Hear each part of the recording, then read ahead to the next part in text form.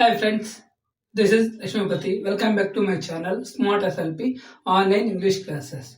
Welcome back to my channel.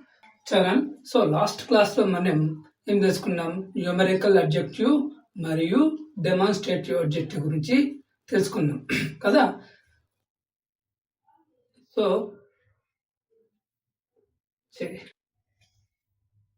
So ఈ వీడియోలో మనం interrogative adjective and distributive adjective గురించి తెలుసుకుందాం.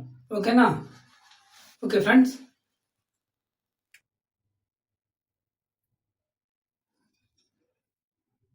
ఇక్కడ చూడండి ఫ్రెండ్స్, ఇక్కడ చూడండి. ఫిఫ్త్ వన్ ఏంటి? Interrogative adjective. ఇంటరాగేటివ్ అడ్జెక్టివ్ అంటే విచారణాత్మకమైన అడ్జెక్టివ్స్ అంటారు. అంటే ఇంటరాగేషన్ అంటే ఏంటి? విచారించడం. They ask some questions. That is called interrogative. So interrogative adjectives ఇక్కడ డెఫినేషన్ చూద్దాం. Which is used to ask questions. That is called interrogative questions. Interrogative adjective అంటే ఇంటరాగేషన్ అంటే ఏంటి? ఫర్ ఎగ్జాంపుల్ చెప్పాలంటే విచారణ చేయడం. అంటే what, which, where, why. So ఇలాంటి WH టైప్ క్వశ్చన్స్ అన్ని కూడా ఇంటరాగేటివ్ క్వశ్చన్స్ గా చెప్పచ్చు. ఇంటరాగేటివ్ క్వశ్చన్స్ కి లాస్ట్ ఎండ్ లో క్వశ్చన్ మార్క్ అనేది ఉంటుంది. అంటే క్వశ్చన్ కాదు, ఇది క్వశ్చన్ రేస్ చేస్తున్నాం కాబట్టి క్వశ్చన్ మార్క్ తో ఎండ్ చేయడం జరుగుతుంది. ఇక్కడ చూడండి, ఇక్కడ కొన్ని ఎగ్జాంపుల్స్ ఇచ్చాను చూడండి. First example, where is the book. ఆ బుక్ ఎక్కడ ఉంది అంటే క్వశ్చన్. వేర్ అనేది ఒక interrogative adjective. Next, what are you doing. ఏం చేస్తున్నావు? That is question. That is the interrogation form. ఇక్కడ చూడండి. నెక్స్ట్, హౌ ఆర్ యు, ఎలా ఉన్నావు. హౌ అనేది కూడా ఒక ఇంటరాగేటివ్ క్వశ్చన్ గా చెప్పచ్చు. ఓకేనా? నెక్స్ట్,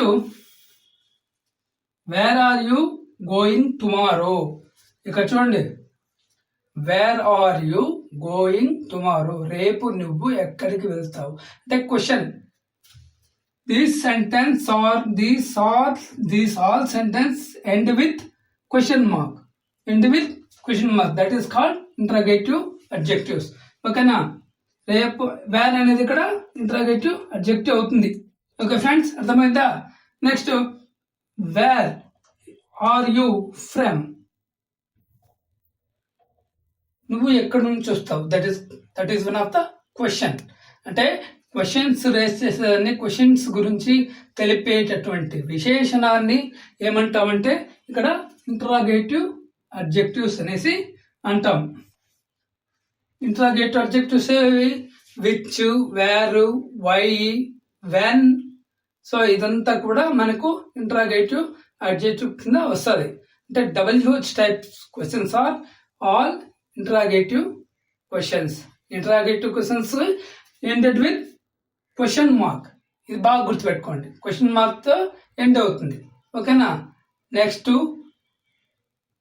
డిస్ట్రిబ్యూటివ్ అడ్జెక్టివ్ గురించి చూద్దాం. ఓకేనా? ఇప్పుడు ఇంటరాగేటివ్ సెంటెన్స్ అనేది మనం తెలుసుకున్నాం కదా.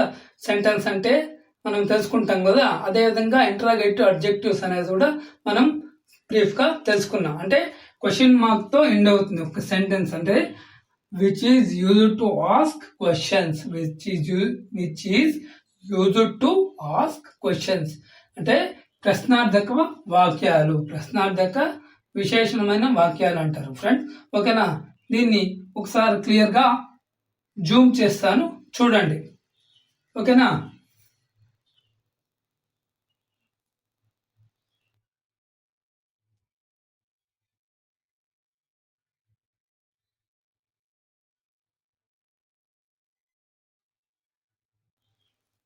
ఓకేనా? ఇప్పుడు నెక్స్ట్ అడ్జెక్టివ్ చూద్దాం.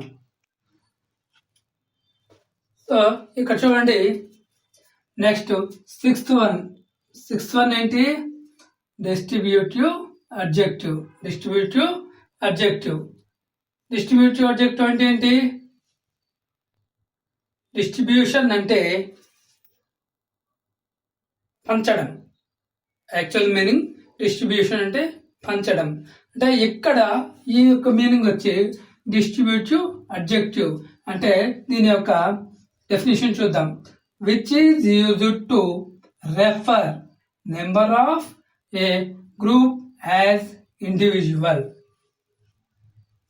which is used to refer number of a group as individual. అంటే ఇండివిజువల్ అంటే సపరేట్ గా చెప్తుంది. ప్రతి ఒక్కటి వేరువేరుగా సూచిస్తుంది. ప్రతి ఒక్కరిని వేరువేరుగా ఇండివిజువల్ గా సూచిస్తుంది.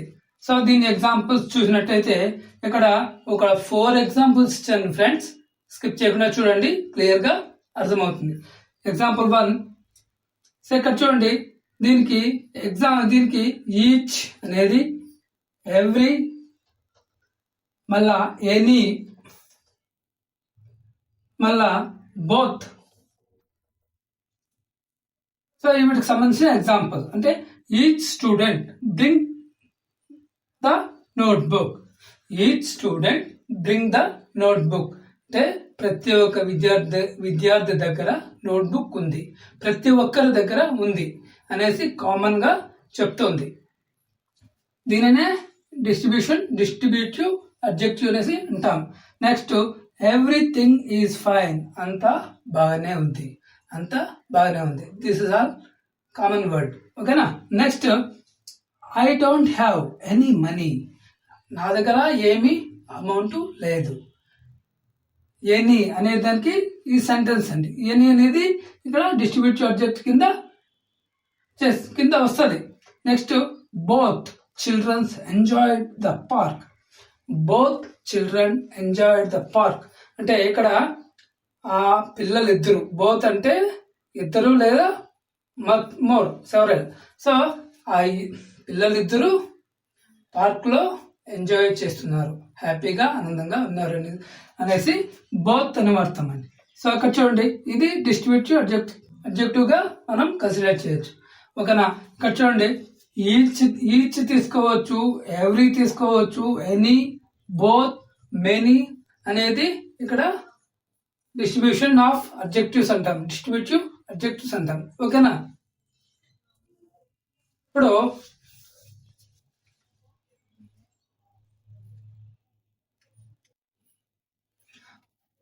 మనము ఈ వీడియోలో మనం ఏం తెలుసుకున్నాం? ఫిఫ్త్ వన్ వచ్చి ఇంటరాగేటివ్.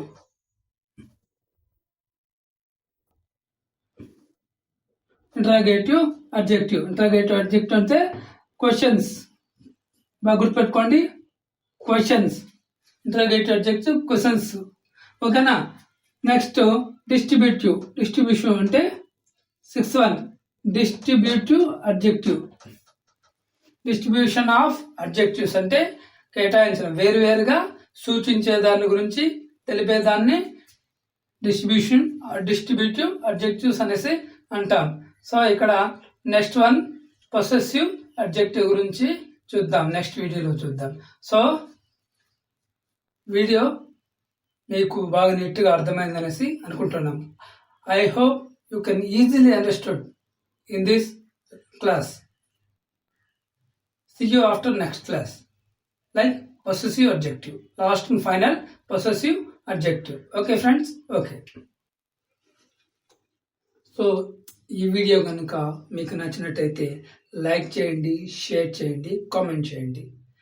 మా మరిన్ని వీడియోస్ కోసం మా ఛానల్ని సబ్స్క్రైబ్ చేయండి. ఓకేనా ఫ్రెండ్స్? సో నెక్స్ట్ వీడియోలో possessive adjective, last one 7th one ఏంటి, పొసెసివ్ అడ్జెక్టివ్ గురించి తెలుసుకుందాం. ఓకేనా ఫ్రెండ్స్? ఓకే.